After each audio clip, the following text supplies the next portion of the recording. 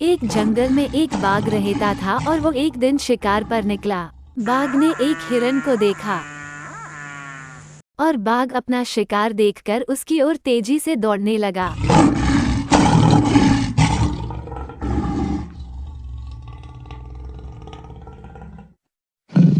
और हिरन ने बाघ को देखा और अपनी जान बचाने के लिए तेजी से दौड़ने लगा।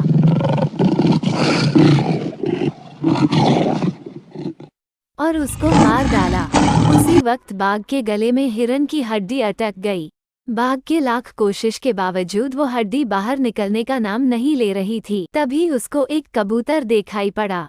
बाघ ने अपने मुंह में फंसे हुए हड्डी को देखाकर कबूतर से मदद मांगी और कबूतर ने कहा, मुझे तुम पर भरोसा नहीं है, तुम इस तरह से मांग कर मुझे खाना चाहते हो, ऐसा नहीं हो सकता, तुम यहाँ से चले जाओ। ये कहकर कबूतर वहाँ से उड़ गया।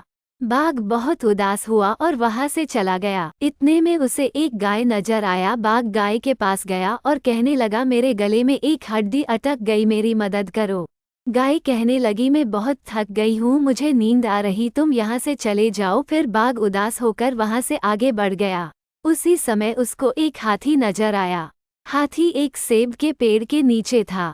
हाथी बहुत भूखी थी, वो सेब को खाना चाहती थी, लेकिन उसका सूंड वहां तक नहीं पहुंच रहा था, इसलिए वो बहुत परेशान था।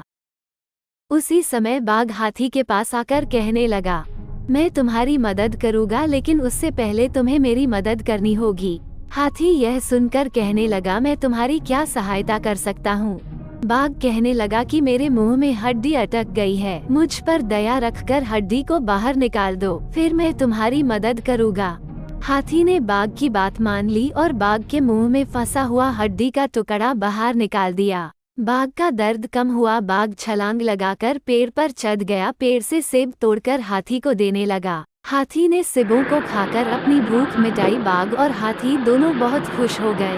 उसी दिन से दोनों एक अच्छे दोस्त भी बन गए। हमेशा हमें दूसरों की मदद करनी चाहिए।